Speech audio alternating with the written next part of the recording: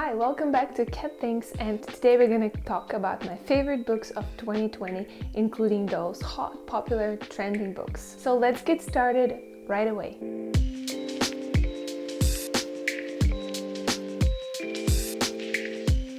2020 is finally over and we can all breathe out and hope for a better year that's coming, but something that I'm really grateful for in 2020 is the ability to have more time to read. And if you have followed me for a bit, you know that I love reading, I read a lot, and I think reading is one of the best activities that you can do. It's great for your focus development, for your concentration, for your associative memory, for your imagination. Basically, the benefits are endless, and also it's a way to entertain yourself with fiction and learn something new with non-fiction. So for today I have prepared a list of my absolute favorite books of 2020. We're going to start with my absolute favorite book that I read in 2020, and this was Educated by Tara Westover. If I could recommend just one book from all the books that I read last year, it will be Educated by Tara Westover. I am talking about it and I am excited to read it again. So in a nutshell,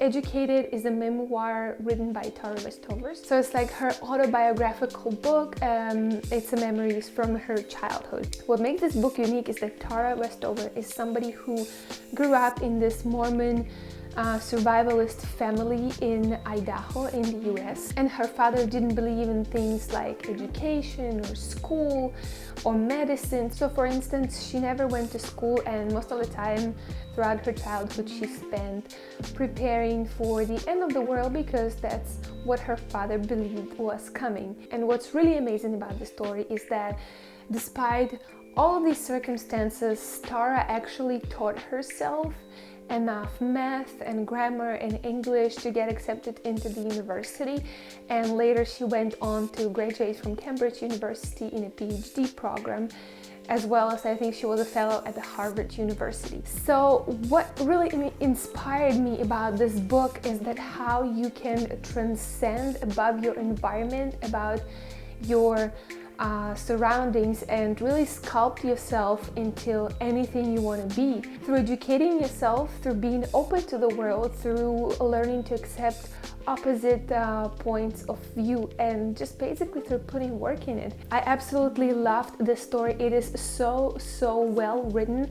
The writing is flowy, beautiful, very easy to follow, and I can't recommend this book enough. It's going to influence and change you in many beautiful ways, and I finished this book while I was on the plane. I remember the plane was landing and I was on the last chapter, and I was so emotional and just sad that it was ending because it was such a beautiful story. So definitely recommend Educated by Tara Westover. Moving through the list of my favorite non-fiction books, I also recommend reading Grit, The Power of Passion and Perseverance by Angela Duckworth. In a nutshell, she explores in this book what makes high achievers to become high achievers, what kind of qualities they have, what kind of attitude, etc., etc. And one of the concepts that she talks about in the book is called grit. And grit is basically a combination of perseverance and passion. And to explain this in a very simplistic sort of words, perseverance is something when you sort of won't give up on something. So for example, if you wanted to have a specific job or develop a specific skill and you would be told no, you would still persevere and keep on training and keep on looking for opportunities, keep on improving to get that job. So this is basically one of the main qualities of highly successful people and high performers. And this is the quality that she researches in detail. She gives a lot of examples of high-performing individuals. And what this whole concept of grit consists of, this is sort of a very simplistic representation of what grit is. There's much more detail in the book, but it's definitely interesting, and especially since it's written in quite interesting, engaging tone, engaging manner, and it's easy to follow. It's not too scientific, so I definitely recommend to check out this book. And one of my favorite concepts and thoughts from this book is that I personally read a lot of books on talent and performance, and I don't really believe in the concept of talent, and this is something that she explores in detail and offers some scientific research related to it. I do believe that there is some things that give you specific advantage. For example, if you wanted to be an athlete or a gymnast, and for instance you are a bit shorter in height, this is definitely going to help you compared to if you were a taller person. But I still think that what really counts is a lot of hard work, and you can develop any skill. And this is exactly why I find this book interesting. It offers a lot of research on the topic, and if you've ever wondered what makes people successful or what makes people achieve a lot, this is definitely a book to check out. Moving straight to the next one, and this one is also by the university professor and PhD Laurie Mintz, and it's called Becoming Cliterate. And this might be surprising to you to have this book on the list, and was also surprising to me to have this on the list. The reason why I picked up Becoming Cliterate is because I really wanted to educate myself on the topic of sexuality, sexual intercourse, just generally sexual education.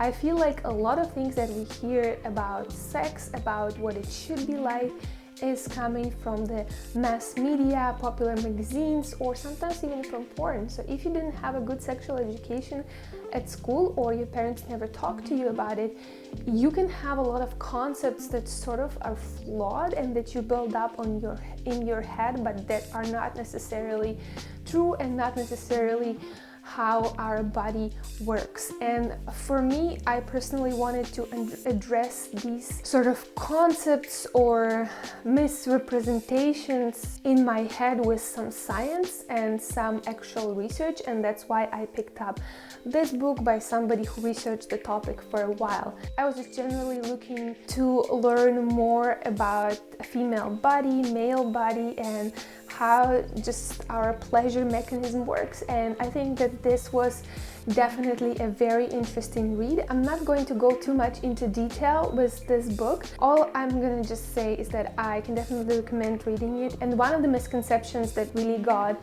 sort of dismantled for me was that usually we hear from magazines and popular media that a lot of women, about 90% actually receive orgasms from sexual penetration, but this is actually not true.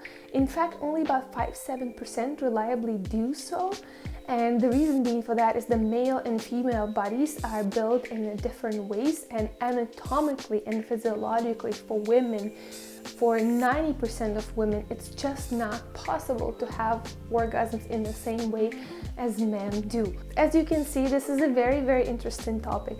And what I can also recommend before you read this book is to write a list of all these kind of misconceptions, or maybe all these thoughts you have or ideas about what sex is, how women receive their pleasure, how men receive their pleasure, and read this book after, and I'm sure a lot of them will be clarified, dismantled. So all these things we're unsure about, the author addresses beautifully in this book, and I can't recommend it enough if you're looking to educate yourself more on your sexual knowledge. One last book that I want to mention in the list of non-fiction books for today is Indistractable by Eyal. The subtitle of this book is actually how to control your attention and choose your life, and as you can figure out, what this implies is that it's related to social media and internet generally taking our attention away. I did have a chance to meet the author of the book, and this is where I got the book. So before COVID, I had a work conference where I went, and Eyal was one of the speakers there. So he first gave presentations, and then we had a chance to get his book. And I didn't have time to read the book before the pandemic, but finally in 2020 I found some time to go through it, and I really liked it. I read a lot of books on attention, behavioral addiction, social media addiction, and this topic generally really interests me. And what I appreciated about this book is that it offered a lot of practical suggestions, surprisingly a lot of them. It didn't only talk about things like turning off your notifications on your phone, but it actually gave practical tools, like some tools for your browser, laptop, or your phone that you can install to control your attention. And one of the things that I did after is that there's an app that you can install on your phone.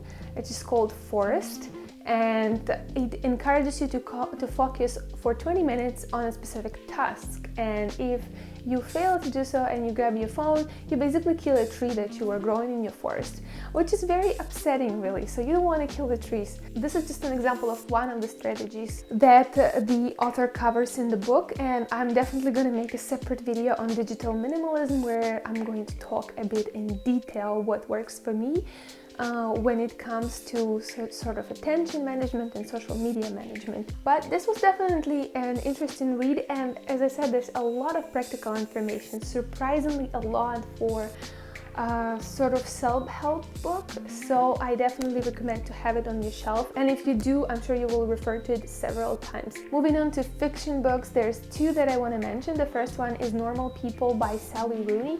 I don't have a physical copy with me because I borrowed it to my mother-in-law a while ago, and since it's been a pandemic, I didn't really see them for some time, so I didn't pick it up. But I'll paste a picture of the book somewhere on the screen. And Sally Rooney is an Irish writer. She's actually considered one of the best, newest writers or writers of the newer generation, younger generation. And she's very well received by critics. And what I liked about her book, Normal People, is first of all, it was very well written. I read it in one sitting, was super easy to follow, but also she has this really magnificent, nice way of capturing human relationship. In a nutshell, the story covers two teenagers, Connor and Marianne, and their story starts in high school where Connor is a popular one and Marianne is sort of a nerdy, quiet one, and they begin their relationship, but Connor, since he is a popular guy, he really is sort of shy and ashamed of Marianne, so he never really revealed his relationship with her. And then when they go to the university, they end up in the same university and their roles reverse. And then you can observe sort of the intricacies and the complexities of their relationship, how they intertwine and what happens to them throughout the story. And what I specifically loved about the book is how Sally Rooney managed to caption human emotion and what kind of emotions we can feel towards other people. You don't necessarily just love someone, there is the whole grade of emotion that they can provoke you to feel, and this is beautifully described in this book. Generally, it's a very light, at the same time very engaging and beautiful read that I recommend to check out. Sally Rooney definitely has a talent for writing, and I think we will be seeing more and more of her works coming up. Almost done. We just have one more book, which is called Gentleman in Moscow by Amor. Towles. It's another fiction book that I really love this year. The main reason why I love this book is not only because it was really brilliantly written, but also because it had a very interesting plot. So in the story, we follow this Count Alexander who lives in Russia, and he is sentenced by the Russian government to spend the rest of his life in a very luxurious, expensive hotel in Moscow. Basically, the story happens in the beginning of 1900s, so right before the Second World War, and under no circumstances Alexander is actually allowed to leave the hotel. So we basically see his life unfolding for the next few decades in that hotel, how he builds friendships and how he adopts a little girl, Sophia, and takes care of her, and her evolving in a beautiful young woman. Not only this book has an interesting storyline, what I also love is that it has this interesting concept of time and history, where you see the history through the hotel itself and how it's changing throughout the years. So how it at first was before the war started, and how it was during the war, and what kind of people were visiting, what kind of meals were served in the restaurant, and then what happens after the war in the communist USSR. I definitely found this to be a very interesting concept of time that's represented through that hotel where Count Alexander is confined, and it definitely has a beautiful storyline of his personal life. If you're looking for another good read, this is definitely worth spending your time on. And these were my favorite books of 2020.